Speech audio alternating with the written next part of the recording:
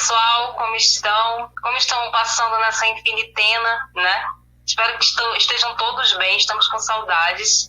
E dando sequência a nossas rodas de conversa com os nossos convidados mais que especiais, hoje vamos trazer um assunto que é bem importante de ser tratado, e eu espero que vocês venham com a gente nessa reflexão, nessa desconstrução e nessa reconstrução a partir do conhecimento, que o conhecimento transforma, tá bom? Eu me chamo Rosa Lúcia, já devem me conhecer, já me apresentei milhares de vezes nos outros vídeos, então vou passar agora a palavra para a Andressa e depois para a nossa convidada Lígia, para a gente conhecer um pouquinho melhor sobre ela.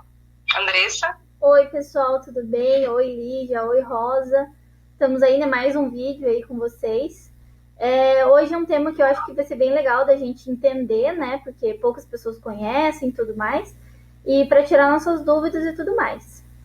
Seja muito bem-vinda, Lígia, também. Obrigada, menina.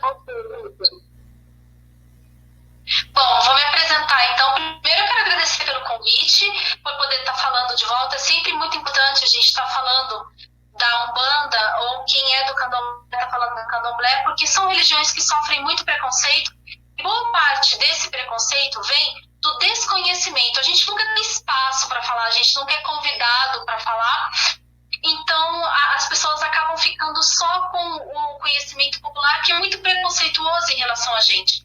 Então, toda vez que a gente tem uma oportunidade de vir falar da beleza e da pureza que é a nossa fé, nós ficamos sempre muito contentes. Meu nome é Lígia Magalhães, eu sou daqui de Curitiba, eu sou formada pela Universidade Federal do Paraná em Antropologia e eu sou praticante de Umbanda, eu sou médium de um terreiro de Umbanda há 6 anos. Eu conheço a religião há 8 e eu faço parte de uma casa há 6. Então, é tanto na condição de estudiosa quanto naquela de praticante, pegando os dois lados da moeda, que eu estou aqui hoje para ter uma conversa a respeito de Umbanda com vocês. Muito legal, muito legal. Uma curiosidade que eu acho assim importante de trazer para esse início de conversa é a origem da Umbanda, né? Muitas pessoas confundem a Umbanda com o Candomblé. De onde vem? São a mesma coisa ou são coisas diferentes? São duas religiões, elas são diferentes.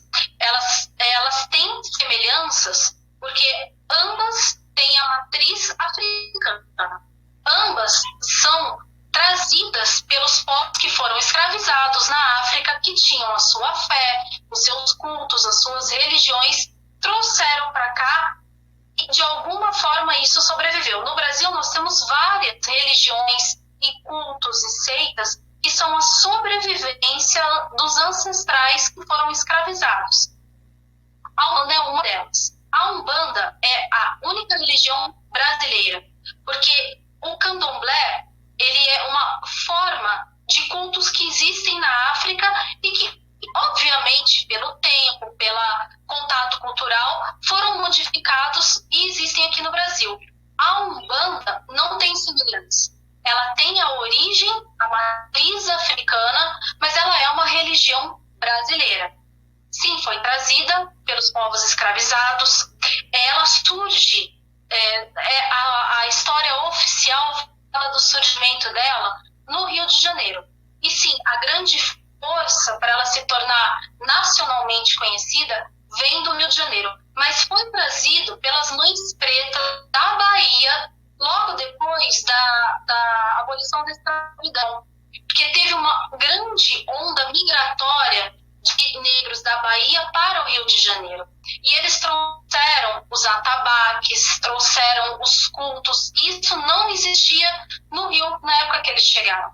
Então, tudo começa nos quintais das mães pretas, com as festas de atabaque, e elas faziam curas, previsões, e disso, somado com o kardecismo que vinha surgindo, com o próprio catolicismo e com uma série de elementos indígenas brasileiros, principalmente dos indígenas do Nordeste e daquela região do Rio de Janeiro, surge uma coisa completamente nova, uma forma totalmente nova de se tratar com a espiritualidade.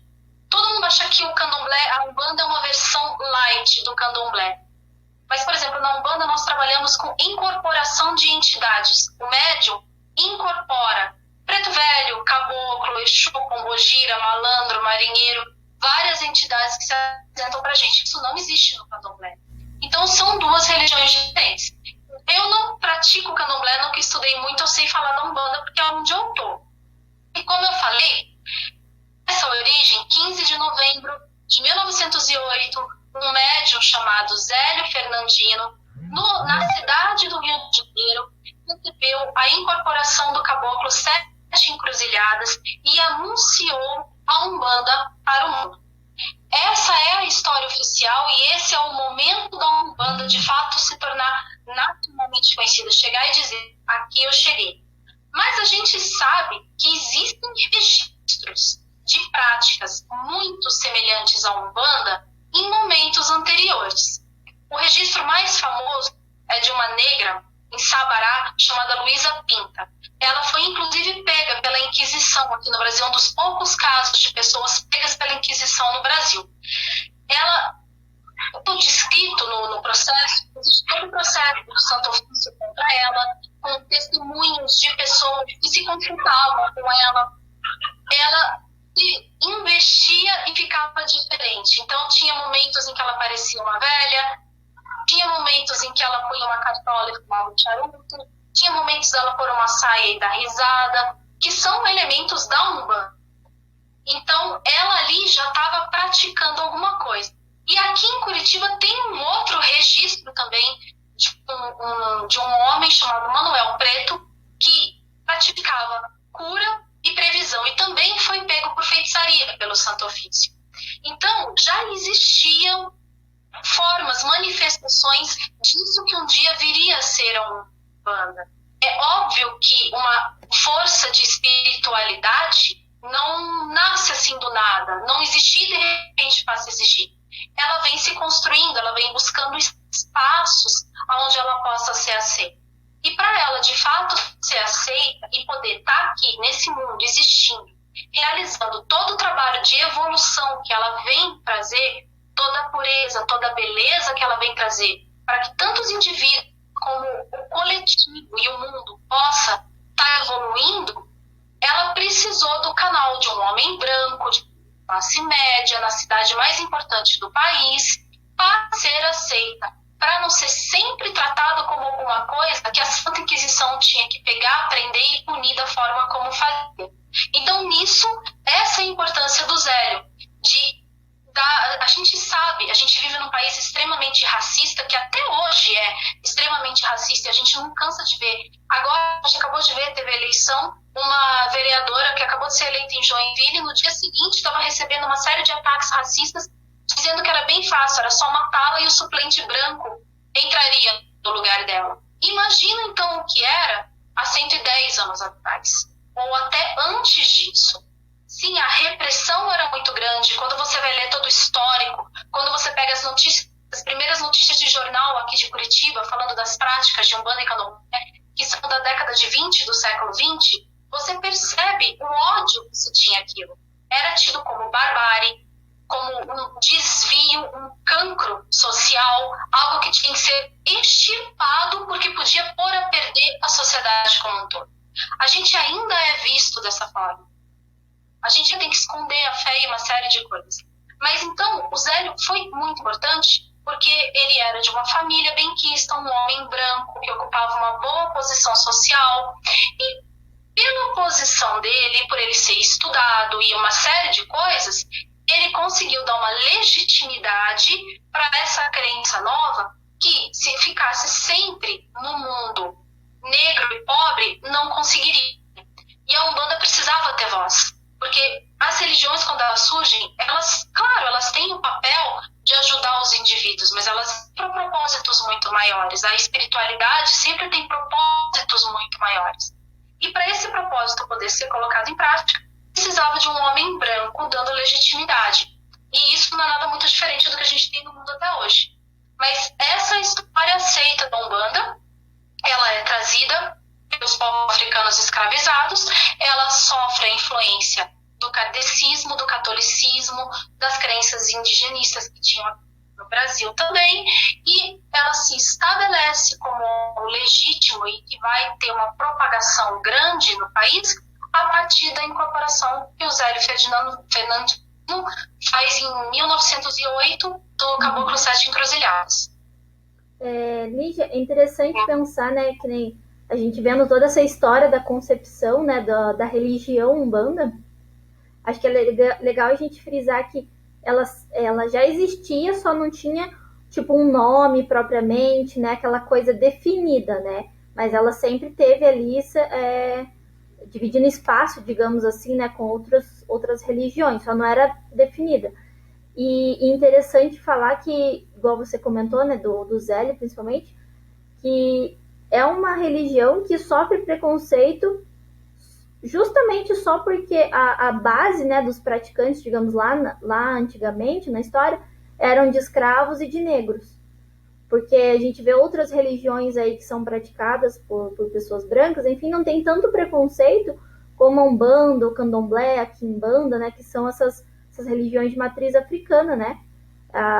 Até, igual você comentou, né, o kardecismo, o espiritismo, é bem parecido para quem já frequentou, por exemplo, um terreiro de Umbanda e foi no espiritismo, sabe que é bem parecido algumas ideias. Não que seja igual, claro, mas o espiritismo eu vejo que tem uma aceitação muito maior por ter essa questão do Allan Kardec, não sei o quê, ter essa raiz branca, enquanto as outras têm esse preconceito, né? Justamente só porque é de matriz africana. Exatamente isso. O kardecismo ele foi tacitamente aceito no mundo inteiro. Primeiro porque era uma época mais progressista do mundo, né? A época em que o kardecismo surge, o final do século XIX é um momento bem progressista, de uma crença na ciência e todo um liberalismo de comportamentos, e é fundada por um homem francês, um cientista estudioso francês branco. E é uma religião que imediatamente pega nas classes altas. Nobres praticavam o espiritismo, era uma coisa chique, uma coisa elegante. E essa ideia é vendida da mesma forma aqui no Brasil e em todo lugar. As famílias de classe alta faziam aquelas sessões espíritas dentro de casa e tinham os médiuns que eles chamavam para participar, tinham festas em que isso era feito. E por isso teve toda uma aceitação, e até hoje tem. E uma forma da gente enxergar a aceitação de uma religião e de outra não é olhar os espaços públicos que essa religião ocupa dentro de uma cidade. É só para pensar quando você vê. Bom, a Igreja Católica não precisa nem dizer, ela é o centro da cidade, ela é a fundadora da cidade. A cidade se desenvolve em torno da igreja. Em torno da igreja, sempre. Mas se parar para olhar, o Templo Hare Krishna está no São Francisco. A gente tem inúmeros centros espíritas em regiões centrais, no Água Verde, no Bigorrilho e centros kardecistas. Nós temos templos budistas em bairros importantes. A gente não tem nada africano. E quando tem o Museu da Cultura Africana que fica no Água Verde, mas é difícil de achar em guia turístico da cidade tudo isso. É ocultado, é escondido, é periférico e permanece assim até hoje. A gente luta para não ser, mas ainda é. Se para pensar, não existe nenhum monumento de homenagem a nenhuma religião de matriz africana na cidade.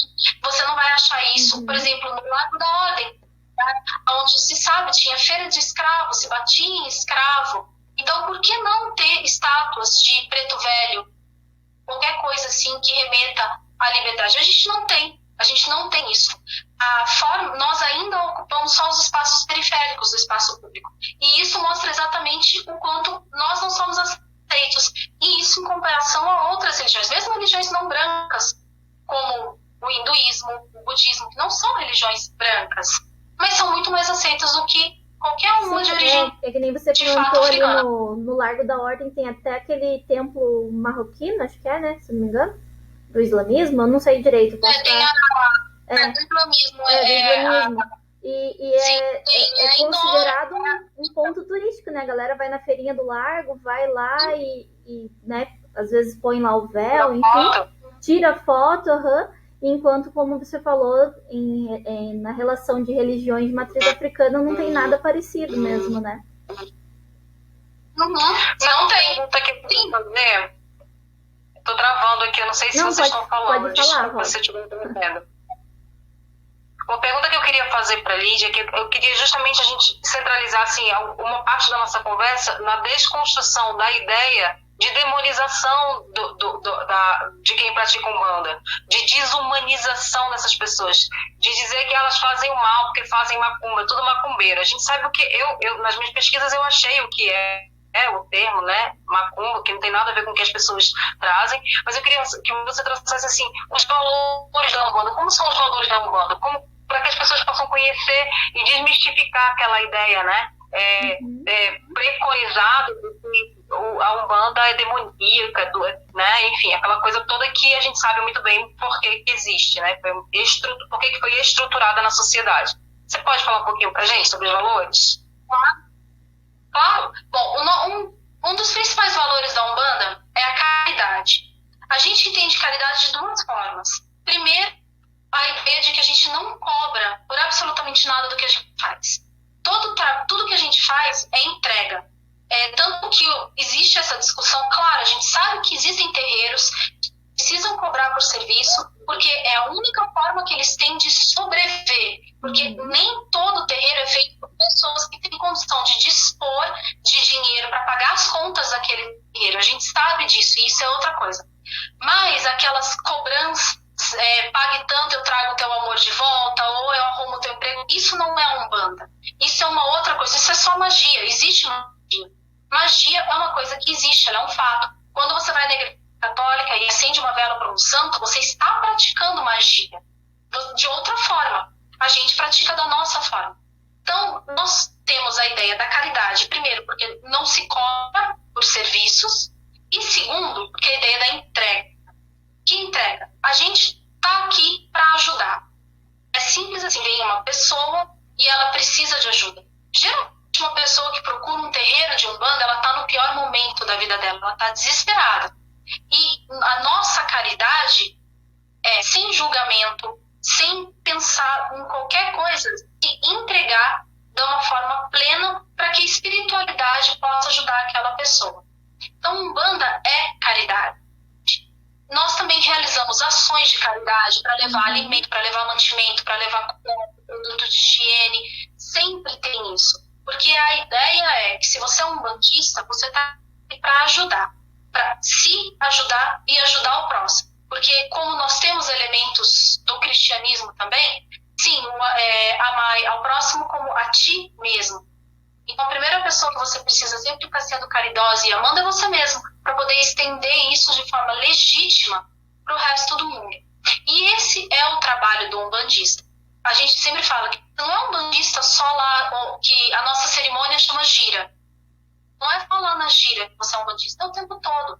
É sempre sendo gentil com as pessoas, tratando bem, ajudando em tudo que você pode ajudar. Claro, não de uma maneira que você seja escravizado por isso, mas de uma maneira que seja boa para todo mundo. Então a caridade é o primeiro valor da Umbanda. O auxílio ao próximo anda junto. Porque toda espiritualidade está lá para ajudar. As pessoas vão para pedir ajuda e recebem essa ajuda. A diferença, todo mundo acha que quando a gente passa os rituais, acende uma vela, toma um banho de erva, alguma coisa assim, é um passe de mágica para resolver os problemas das pessoas. Na verdade, é um caminho de autoconhecimento. Porque outro valor da Umbanda é que a gente entende que todas as respostas e ferramentas de ajuda estão dentro da gente. Está tudo dentro da gente. É como se não existisse os outros e o mundo, existe a gente. E então, a macumba que a gente faz, que é acender uma vela, levar e colocar uma flor na beira de um rio, ou perto de uma cachoeira, entregar rosa branca no mar, ir numa pedreira e fazer uma oração. Nós somos muito ligados à natureza, porque os nossos sagrados orixás estão na natureza. Então, essa nossa macumba, elas são passos e caminhos do autoconhecimento. importante na Umbanda. A gente acredita em um Deus único, criador de tudo, que é o Olorum, e é um Deus que é masculino e feminino ao mesmo tempo, porque a Umbanda entende que se o masculino e o feminino não estiverem em perfeito equilíbrio, não tem geração. E o mundo existe, ele foi gerado. Se ele foi gerado, Deus só pode ser masculino e feminino ao mesmo tempo, os dois. Porque a gente sabe, o Deus cristão é um Deus masculino, exclusivamente masculino. Pra gente isso é um desequilíbrio. Então, o nosso Deus único, criador de tudo, ele é os dois. E a gente louva esse Deus também. Então, eu perdi o que eu estava falando antes disso. Desculpa, perdi o meu fio da meada. O que eu estava falando antes Então, você estava falando sobre a macumba que a gente faz, ritos, que é né? muito ligada à natureza. Muito ligada à natureza.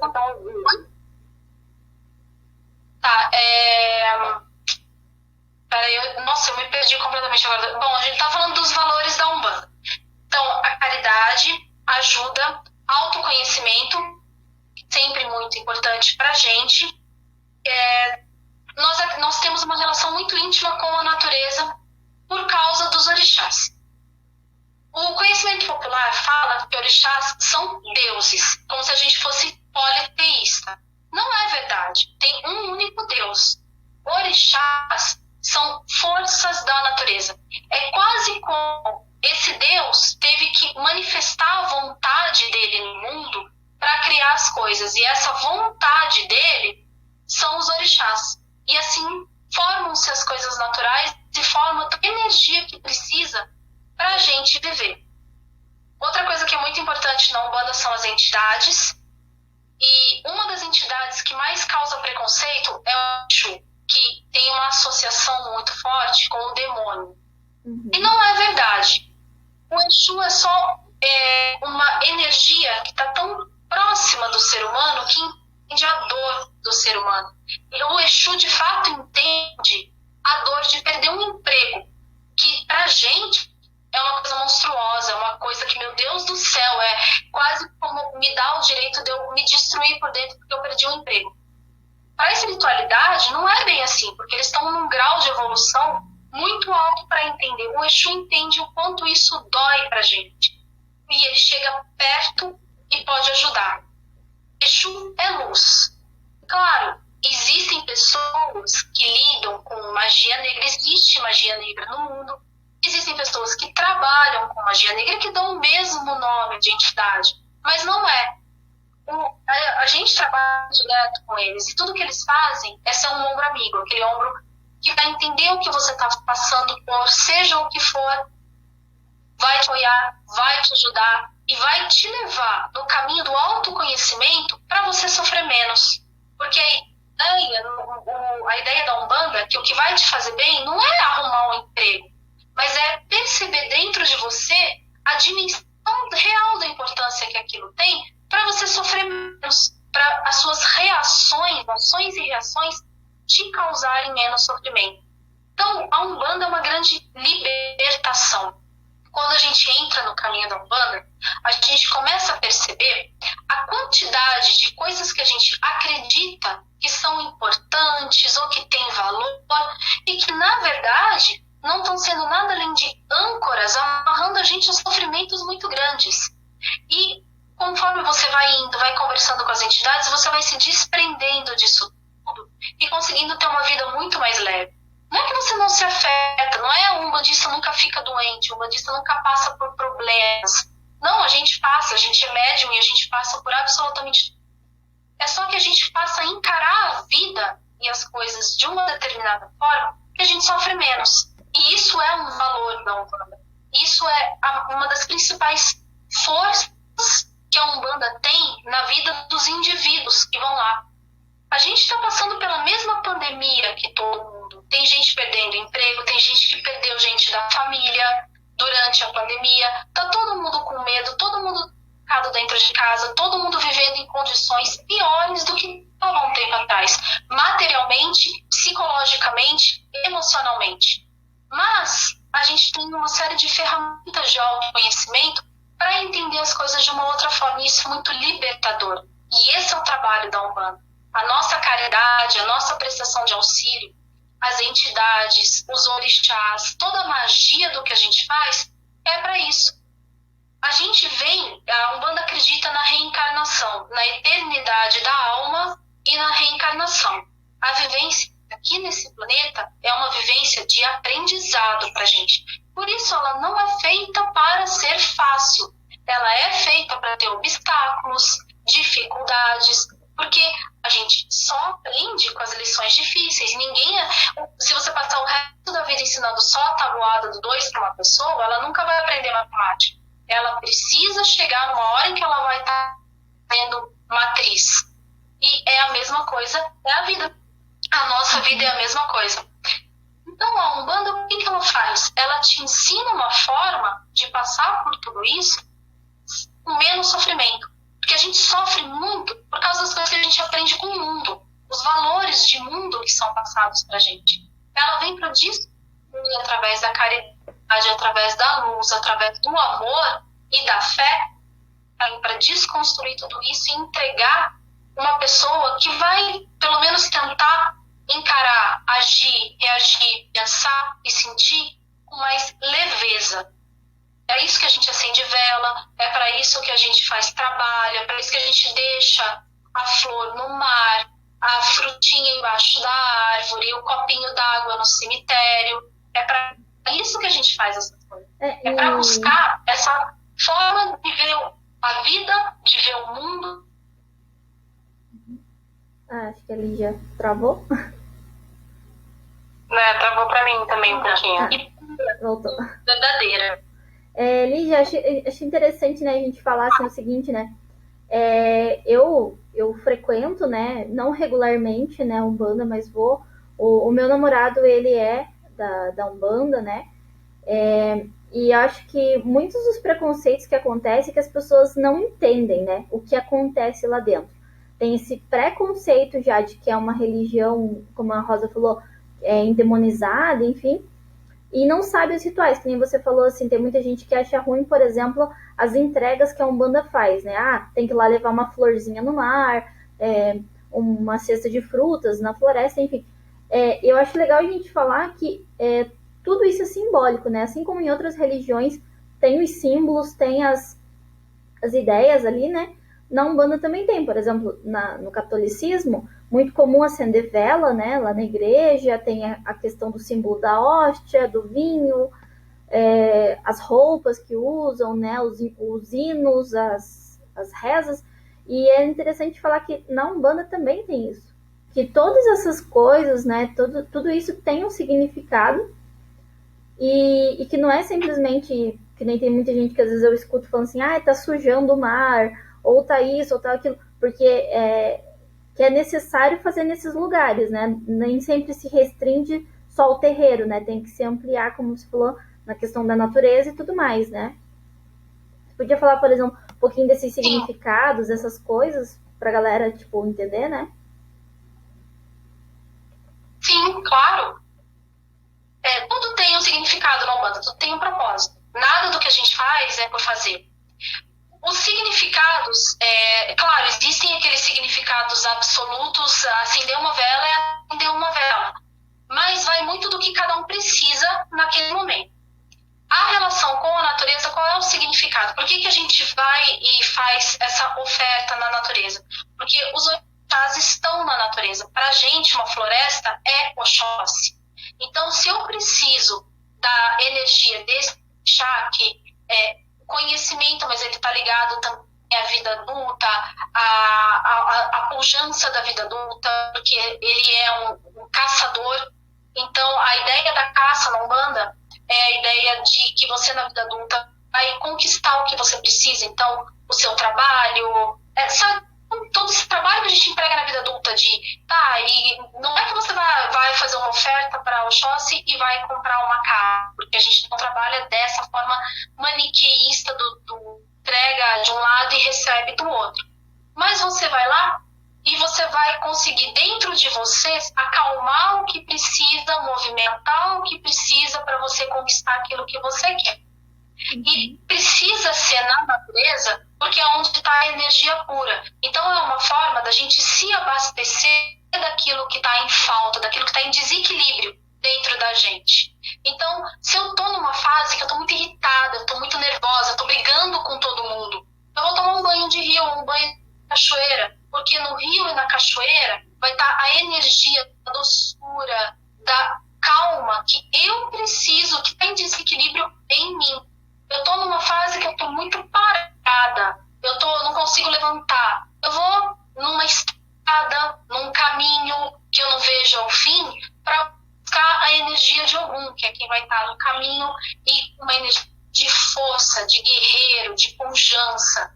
Então, a nossa relação, toda vez que a gente está percebendo desequilíbrio, nossa, eu estou bambeando na minha fé. Eu vou numa campina tomar um banho de sol, porque eu estou perto de Oxalá. Claro, a gente sabe que em todos os lugares, a todo tempo, estão todos os orixás.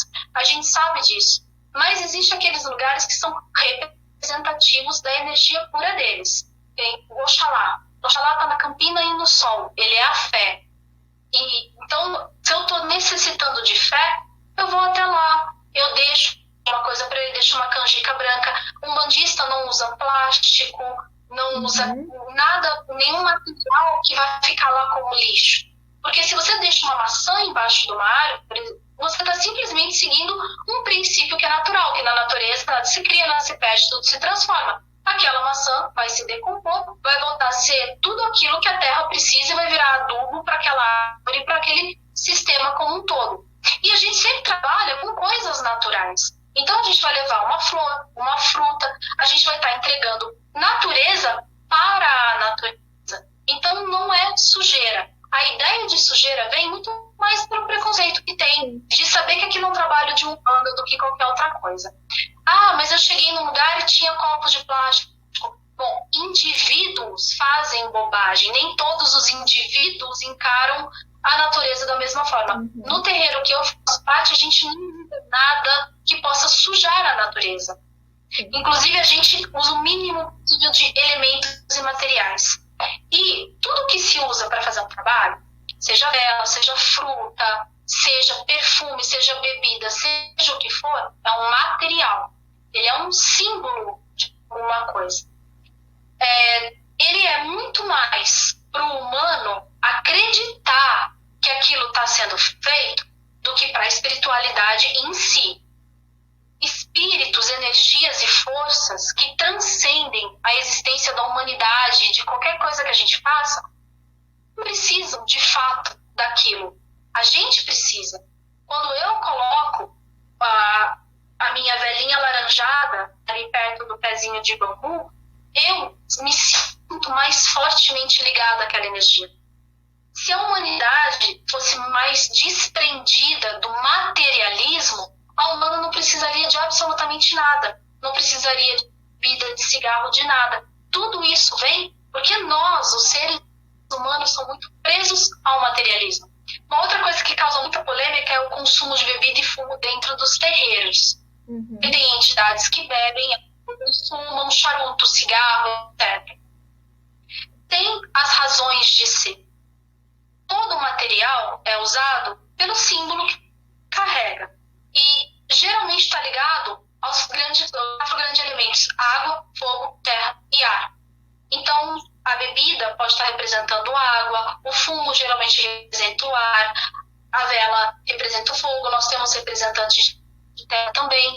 Então, aquilo faz parte de toda a magia que aquela entidade está tendo que trabalhar. E talvez se nós humanos tivéssemos um preparo maior, um estudo maior, uma entrega maior e não fôssemos tão apegados ao mundo material, eles precisassem menos. A gente atrapalha bastante, torna muito necessário o uso de bebida e tudo. No terreiro que eu trabalho, o uso é baixo, sabe? Então, a gente, não porque os médiuns sejam separados, mas porque lá tem uma forma de se fazer. Mas, assim, isso tudo está ligado a muito mais uma necessidade humana e a determinados fatores da vivência humana que impedem que o trabalho aconteça sem aquilo. Então, bebe porque a entidade é bêbada. Não, o espírito não é bêbado. O espírito não sente fome, não sente sente sede, não sente vontade. Espírito não sente nada disso. Mas existem determinadas densidades energéticas que a Umbanda trabalha e que precisam daquilo para facilitar o transporte desse para o outro, para levar embora. Existem médios que são cabeça dura, são teimosos, você precisa dar uma sumidinha neles ali dentro. E um pouco do álcool pode ser usado para isso. E assim vai. Mas é muito mais. E quanto mais elemento, maior a necessidade do humano de acreditar que aquilo tem eficiência por apego à própria materialidade. Não uma necessidade espiritual de fato. Quanto mais antiga a Umbanda, mais elemento vai ter, mais coisa material vai ter. Porque a gente foi se acostumando com a ideia, com o tempo, e tornando menos necessário. Mas tudo tem uma razão de ser. Tudo tem um fundamento. É o que a gente sempre fala. A Umbanda é fundamento. Tudo tem fundamento. Não existe um risco que seja feito sem que aquilo seja necessário. Um gole de bebida que seja dado sem que seja necessário.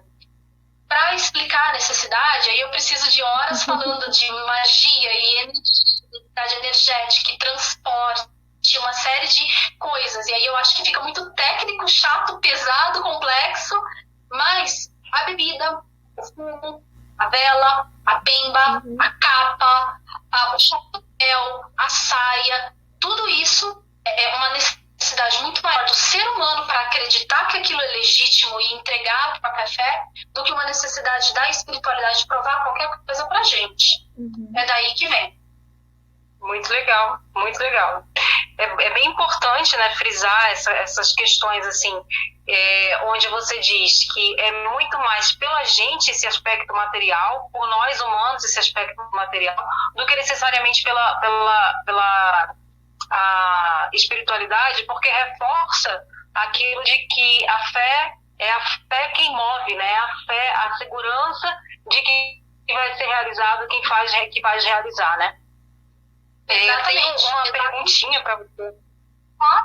Você acha que é correto esse sincretismo que algumas pessoas fazem quanto às entidades de Umbanda e catolicismo? Ou você acredita que pode ser que eles estejam fazendo para que a Umbanda, que seja feita, porque para que a Umbanda seja um pouco mais aceita pelas pessoas que têm resistência? É correto, não é correto? É natural, não é natural? O que você nos diz sobre sincretismo?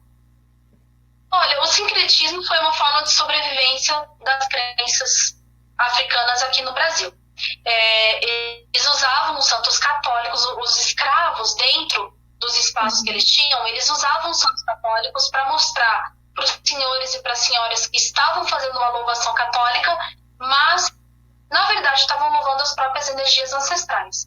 Por isso que são determinados santos, porque aqueles santos que foram escolhidos, a vida humana deles tem semelhança com as características de cada um dos orixás. É assim que foi dado o sincretismo com cada um deles. Se é correto manter o sincretismo ou não, para mim, depende. Porque uma das maiores belezas da Umbanda é não ter uma doutrina. Por exemplo, você vai numa missa católica, você vai aqui, você vai no Peru, você vai nos Estados Unidos, você vai em Singapura, uma missa católica é uma missa católica, ela segue os mesmos passos, ela tem os mesmos ritos, as coisas acontecem nos mesmos momentos. Nós não temos isso, nós não temos uma doutrina estabelecida. Existem semelhanças, é claro que sim, porque não é uma esquizofrenia. É uma crença, é uma religião, mas de tradição oral e sem doutrina estabelecida. Particularmente, eu acho isso lindo, porque essa liberdade tem um conteúdo muito mais forte do que a prática. Para eu realmente fazer a transformação que eu preciso, não basta eu dar 3 passos para frente, ajoelhar, levantar, fazer isso, fazer aquilo outro. Não, eu preciso comigo mesma, eu não tenho todo esse aparato de rito. Sim, existem terreiros que mantêm o sincretismo para aliviar, porque sabe que uma estátua de um orixá negro talvez afastasse um pouco o público. Mas existem aqueles que usam as estátuas para respeitar o fato de que a Umbanda abraça tudo também. A Umbanda tem o elemento cristão. A gente acredita em Jesus Cristo como uma realidade. A gente não questiona se Cristo existiu ou não.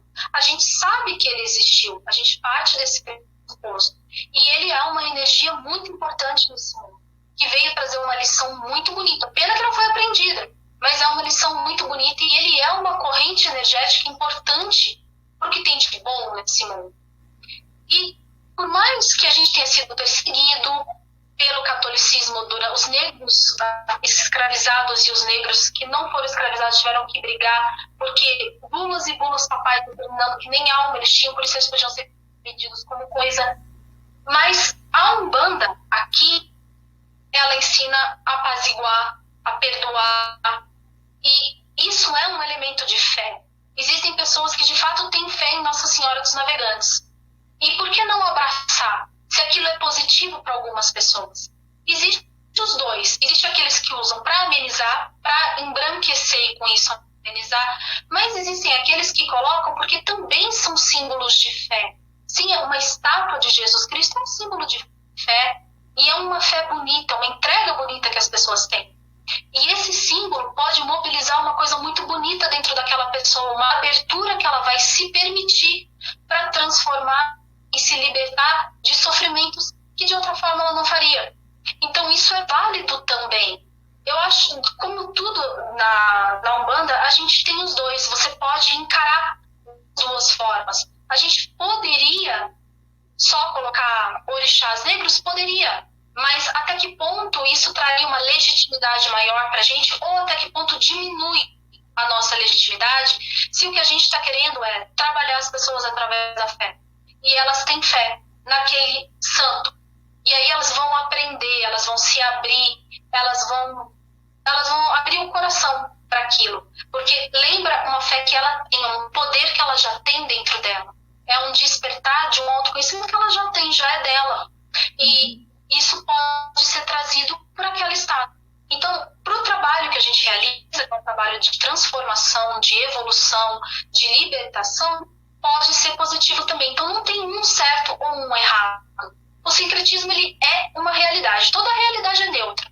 Tudo depende do uso que você dá para ela.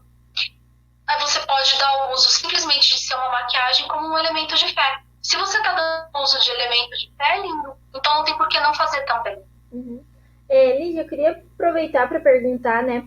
Que nem você comentou lá no começo da Inquisição Católica, né, que teve antigamente. E até que poucas pessoas conhecem que teve Inquisição Católica aqui no Brasil, né? Muito se escuta lá na Itália, na França, enfim, mas que aqui também teve, né? E os principais, eu acho que sofreram com isso, foi de fato as pessoas, né, que, principalmente os escravos, enfim, que tinham a sua vertente religiosa diferente. E falar um pouquinho do preconceito, né, de fato, que essas pessoas sofrem até hoje, né? Porque o que eu vejo, por exemplo, muitas notícias, que é bem recorrente lá no Rio de Janeiro, onde vários terreiros são queimados, são destruídos, né, pela essa questão de intolerância religiosa, né? E a questão, por exemplo, das pessoas, né, como a gente falou, que elas não entendem, acabam julgando, né, destruindo aí os espaços de fé dos outros. E, por exemplo, como você, como uma praticante, né, regular da Umbanda, sendo a sua religião, enfim, que se você já sofreu preconceito, já conhece alguém que sofreu preconceito, nessa questão de só por conta da religião que segue, enfim, né? Porque a gente não vê preconceito, por exemplo, com quem é católico, com quem é evangélico, né? Agora, com a Umbanda, Candomblé, a gente vê bastante isso. Sim. Bom, a questão da Inquisição aqui no Brasil, ela existiu. Eu sei desses dois casos de pessoas que foram pegas por estarem praticando Umbanda, mas a gente sabe pelos registros que tem que majoritariamente quem foi pego pela Inquisição aqui foram mulheres negras e indígenas. Tinha uma predileção por se pegar mulher, não por pegar mulheres no mundo todo. Mulheres foram muito mais vitimadas pela Inquisição do que homens foram vitimados pela Inquisição. Aqui no Brasil foi a mesma coisa. Mulheres acusadas de feitiçaria, principalmente negras e indígenas. E passaram por martírio, fogueira, tortura, prisão, da mesma forma.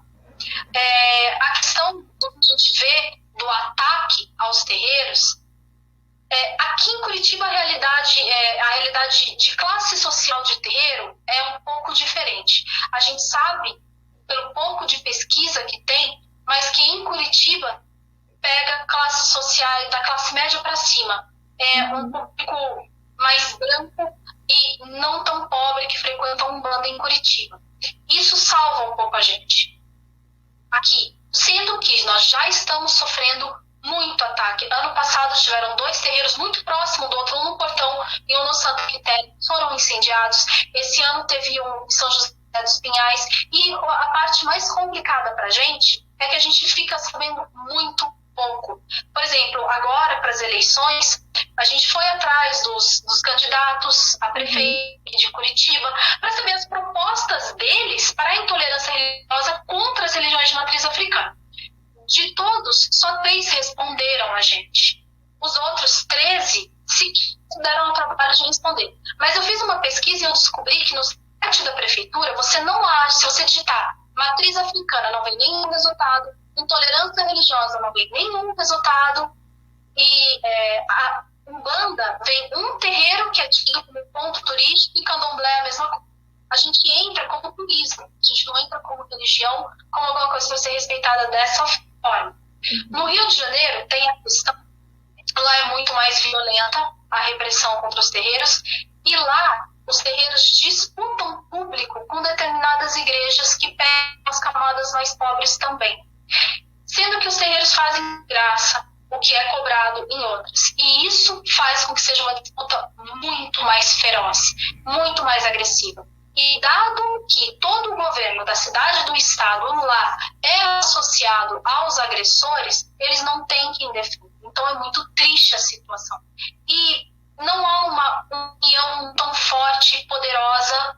A gente está tentando agora, a gente está mais unido do que nunca teve, a gente está tentando movimentos políticos, porque o objetivo nem é ter, de fato, representantes políticos, porque é jogar o jogo deles, mas é ter mecanismos de defesa para a gente se defender e para a gente conseguir galgar espaços para se mostrar.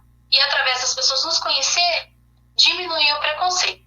Sim, eu já sofri preconceito por ser umbandista. Eu tenho uma vizinha que já me acusou de deliberadamente colocar sapos na garagem dela porque eu estou desejando mal para ela, porque afinal de contas é isso que eu faço. Meu filho, eu tenho um filho de 15 anos, já sofreu preconceito nas escolas por onde ele passou. Ele era chamado de filho de noiva do diabo, esse tipo de coisa. Eu sou casada com um homem que, além de um bandista, é negro, então a quantidade de preconceito que ele sofre também é grande. Sabe? Ele esconde no local de trabalho, porque se souberem vai causar problema. A maioria é de uma religião opressora. E o catolicismo e os evangélicos, eles não sofrem nenhum tipo de preconceito porque eles são o poder estabelecido. E aí é uma discussão de maioria e minoria. Assim como nós, mulheres, sofremos uma série de preconceitos porque nós somos minoria, os negros, por mais que... E minoria não é uma questão de quantidade de gente no mundo, de quem tem poder ou não tem poder. Você pode ter um grupo de 2 pessoas, mas se aquelas 2 pessoas detêm o poder, acabou, todas as outras são minoria. Nós somos uma minoria, e nós somos uma minoria sem voz ativa alguma, tem ninguém que defende.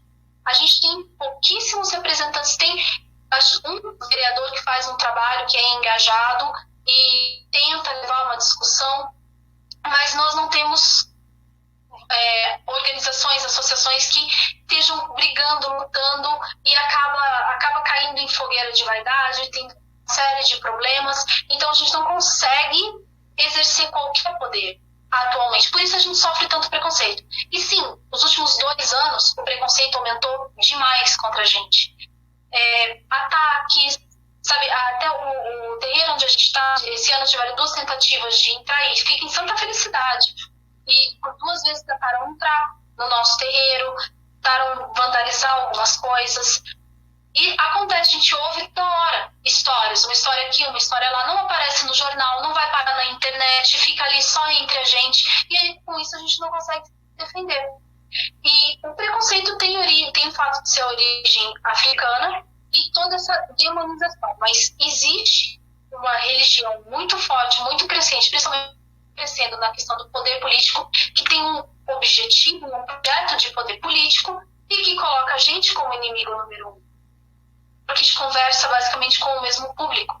E isso enfraquece a gente demais e faz com que a gente esteja muito exposto a uma série de violências, que nem aquela estátua de Iemanjá que todo ano é vandalizada aqui no litoral, e uma série de coisas que acontecem, que a gente não vê acontecer nos outros. Por quê? Porque eles são os detentores do poder, eles vão ter polícia do lado, eles vão ter o Estado do lado. A gente não tem nada, absolutamente nada. E nisso a gente fica muito vulnerável, muito exposto. E tudo isso tem origem no fato de que nós somos de matriz africana. Tudo isso tem origem no racismo. O que dá origem a toda essa violência, toda essa animosidade, essa demonização que fazem da gente, sendo que a gente está aqui só para ajudar. A gente só quer praticar a caridade, a gente quer abraçar o nosso irmão, seja ele quem for, e ajudar no que a gente puder, auxiliar no que puder. Esse é o nosso objetivo, esses são os nossos valores. Mas a gente recebe toda essa animosidade, mesmo eu sendo uma mulher branca, classe média, formada, sofro preconceito, por quê? Um país racista. E esse é o fundamento da explicação e o fundamento de todo o problema que todas as religiões de matriz africana são. E é muito importante falar isso na Semana da Consciência Negra. Porque qual é o objetivo? O objetivo é dizer para todas as pessoas que o racismo é uma realidade brutal, que pessoas como eu, brancas como eu, sofrem preconceitos porque existe racismo no mundo. Eu não sofro racismo, porque eu sou branca. Eu sofro intolerância religiosa que tem como origem racismo. Meu filho é branco que nem eu. E é algo de filho de noiva do capeta na escola porque existe racismo. E isso é muito importante de ser dito para a sociedade. Porque a sociedade precisa tratar aquilo que está ruim e errado nela. É o único jeito dela melhorar, dela evoluir, de pessoas se tornarem pessoas melhores. É a gente reconhecer que está errando. E nós estamos errando muito na manutenção do racismo estrutural, de todas as formas que a gente tem para manter. E a intolerância religiosa com a matriz africana é um local dessa manutenção também. É só pra gente já ir finalizando, né, Lídia? A questão assim que eu vejo, que eu acho que é o principal ponto, é a gente trabalhar com respeito. Não que os outros integrantes de Umbanda, de Candomblé, queiram que participem, né, que querem converter, por exemplo, para sua religião. Mas o que eu vejo é que você e todos os praticantes dessas religiões de matriz africana, assim como outras também, querem um espaço para exercer a sua religião sem ser julgado, sem sofrer ataques, ter medo, né, de estar ali, por exemplo, como você falou, às vezes na praia, enfim. Eu acho que o principal ponto é o respeito para você fazer o que a sua fé pede, porque é importante lembrar que cada um tem a sua fé, ninguém é obrigado a seguir, né, uma religião ou outra, ou isso, aquilo, mas eu acho que tem que ter esse respeito para que cada um possa fazer. E uma coisa que eu acho legal também da gente lembrar é que, assim como outras religiões estão no nosso dia a dia, né, muitas práticas da Umbanda e do Candomblé também estão no dia a dia das pessoas, né. Eu vejo bastante no Ano Novo a galera indo pular 7 ondinhas e levar rosa, daí você fala, tá, mas por que você tá fazendo? Não, porque é para dar sorte, mas se a gente for ver lá nas raízes da Umbanda, tem todo um significado, né? E várias outras questões de por exemplo, benzimento, né? Que muitas pessoas falam, tem que se benzer, isso tá na religião da Umbanda, né? Uhum. Sim, a origem é a mesma origem nossa. Existiam benzedeiras na cultura europeia também. Mulheres sempre trabalharam com isso. Mas a forma como a gente benze aqui, aquela passando as plantas e tudo, isso é de origem africana. É a mesma da Umbanda. Sim, pular 7 ondinhas é um ritual para manjar. E no Ano Novo, você beber champanhe na praia é um ritual para Iemanjá. É ela que você está louvando, você está pedindo coisas para ela. Sabe? Então, sim, é uma forma, são coisas da nossa cultura como brasileiro, muito mais do que qualquer outra coisa, e que sim, são de origem de matriz africana, tanto quanto o Candomblé são. E sim, o que a gente quer é só, a gente não quer converter ninguém, a gente não quer sair convencendo as pessoas a serem umbandistas. A gente acredita que cada um tem o seu caminho, cada um vai achar um caminho que é melhor para si. para se enfrentar e se transformar numa pessoa melhor. É isso que a Umbanda acredita. Eu encontrei isso na Umbanda, mas outras pessoas vão encontrar em outros lugares. A gente só não quer ser atacado. É só isso. E sempre que a gente puder conversar, mostrar, a gente adoraria que as pessoas tivessem a boa vontade de sentar e conversar, e pode ir lá e conhecer a casa pro curioso. Eu nunca vi, eu só queria ver como é que é. Vai ser extremamente bem recebido, vai ficar sentadinho lá no canto, não precisa conversar com ninguém, pode assistir tudo do começo ao fim, se tiver com dúvida pode perguntar, sem problema nenhum. As casas são abertas para aquela pessoa que só tenha curiosidade, tudo que ela quer ver como é que é. As casas são abertas, ninguém vai te obrigar a falar com a entidade, ninguém vai te obrigar a nada. Você vai simplesmente ter se permitido conhecer uma coisa diferente, e nada além. E muitas vezes é só isso que a gente está pedindo, para ser conhecido, sabe? Para ter espaço, para a gente poder falar sem ser julgado, sem sofrer preconceito ou qualquer coisa assim. É só isso. E assim a gente construiria uma sociedade melhor para todo mundo. Porque a gente está ensinando e aprendendo a tolerância e o respeito o tempo todo. E é isso que torna uma sociedade melhor. A gente se torna mais empático, mais capaz de entender a do outro. E com isso a gente faz escolhas melhores e o mundo fica melhor para todo mundo, em todos os aspectos. E é só isso que a gente quer. Não sei se a Rosa tá ouvindo a gente, porque ela tá travadaça. Rosa, está ouvindo? Amiga, tá difícil aqui a internet hoje. Já caí, já voltei, já caí de novo. Não é nem tempo de tratar uma queda, já caí novamente. Mas estou conseguindo acompanhar, tá? Só não vou conseguir participar ativamente. Queria saber se você tem mais alguma pergunta, Rosa, pra gente ir fechando, que já tá dando tempo. Se você tem mais alguma pergunta pra finalizar, um comentário. Não, eu tô encantada, adorei conhecer certos aspectos que eu desconhecia. Conheci um pouco, eu sou curiosa por natureza, eu vou lá, pesquiso, busco, pergunto, sou perguntadeira, né? Mas me vi surpreendida com várias questões assim que eu nunca não conhecia. Eu acredito que vai ser jovem com essas informações. Então quero agradecer de coração a Lídia e muito obrigada pela participação mesmo. É sempre muito, muito valoroso e muito enriquecedor quando as pessoas falam, mas não falam só tecnicamente, né? Falam com paixão.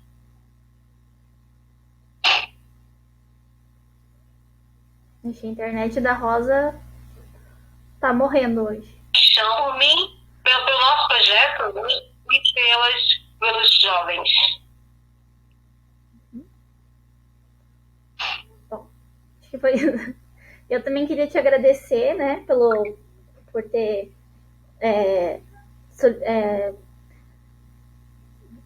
vem aqui, né, falar com a gente, vir aqui expor as tuas opiniões, falar da sua religião, porque, como eu falei, muita gente tem esse preconceito por conta de não entender, não conhecer, às vezes fica com medo, né, de chegar lá e perguntar e achar que vai ofender alguma coisa. E não sei você, mas eu acho que é melhor quando a pessoa pergunta, tenta conhecer do que julgar ali, né? E eu acho que é um trabalho, assim, maravilhoso, né? Como umbandista, como antropóloga, tudo, de levar, né, essa religião e de aguentar tudo que aguenta pela questão do preconceito mesmo. Porque eu acho que é bem difícil, né? Nos dias de hoje já é difícil, eu imagino antigamente. E espero que lá para frente seja algo positivo, seja algo bom. Sim. Bom, meninas, eu que agradeço a oportunidade. Como eu falei, a gente não tem oportunidade conversando com as pessoas, falando da nossa crença, em tudo que nós somos. Então, toda oportunidade que a gente tem, pra gente pensa. Então, eu agradeço muito o convite. E o Terreiro a Casa das Orquídeas, esse ano aqui, a gente não está funcionando por causa da pandemia. Tudo der certo, ano que vem a gente volta. A gente tem página no Facebook, página no Instagram. A gente funciona em Santa Felicidade. E assim, sempre, qualquer pessoa que só conhece, a casa está aberta. A gente funciona às sextas-feiras, a partir das 19 horas. A casa está aberta para a pessoa sentar e sim, pode chamar. Todo mundo lá gosta de responder pergunta, gosta de auxiliar e explicar o que está acontecendo e mostrar isso, mostrar aquilo, sem compromisso, sem nada. Então, quem tiver vontade, tiver curiosidade, a gente quer poder se mostrar, sabe? Então, eu agradeço muito o espaço. Qualquer dúvida, qualquer coisa, eu estou aqui, é só me chamar, é só perguntar. E obrigado mais uma vez. A gente agradece. Então, para a galera aí, né? Mais um vídeo aí informativo. Espero que seja bem legal para vocês, né? Para aprender, né, novas coisas. E a gente se vê no próximo. Tchau!